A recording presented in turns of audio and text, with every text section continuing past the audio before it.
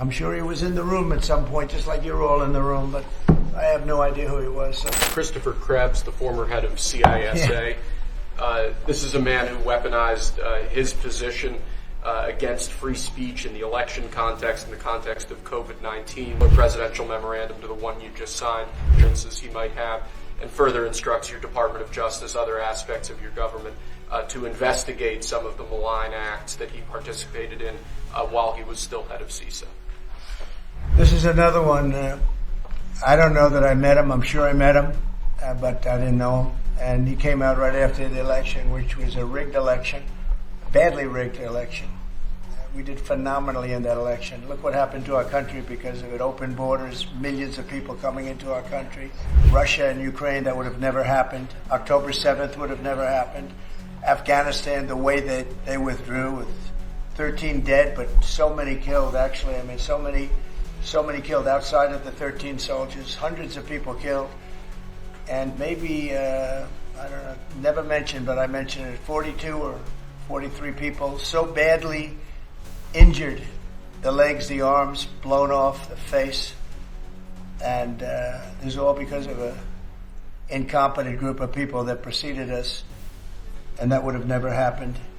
And this guy Krebs was saying, oh, the election was great, it was great. Well, it's been proven that it was not only not great. When you look at all these lawyers and law firms that are signing, giving us hundreds of millions of dollars, it was proven by so many different ways in so many different forms, from the legislatures not approving to the that worked, from all of the different scamming operations. It was a very corrupt election. They used COVID to cheat. And we're going to find out about this guy too, because this guy's a wise guy. He said, we've been proved this is the most secure election in the history of our country. Now, this was a disaster. And frankly, we should go to paper ballots, same-day voting, voter ID, and one other thing, you should get a little certificate that says you're a citizen of our country.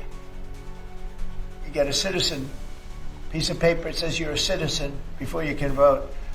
But you want voter ID and you want paper ballots, and you really want same-day voting. If you don't have same-day voting, they decide to change the air conditioner. Oh, we're fixing the air conditioner. Let's move all these boxes. We'll bring them back in a few days. And then they don't bring back those boxes. We've got to have safe elections. We have to have borders. Ideally, we have to have a free press, which we don't have. We don't have a free press. We have a very dishonest press.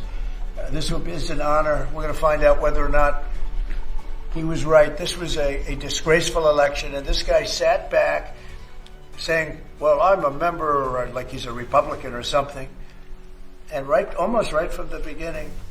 And he's tried to make the case that this election was a safe election. I think he said, this is the safest election we've ever had. And yet, every day you read in the papers about more and more fraud that's discovered. He's the fraud. He's a disgrace.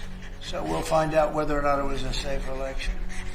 And if it wasn't, he's got a big price to pay. And he's a bad guy. Here's another one. I have no idea who he is. Krebs. No idea who he is. I'm sure he was in the room at some point, just like you're all in the room, but I have no idea who he was. So thank you very much. Those last two are very important, I think, for the country.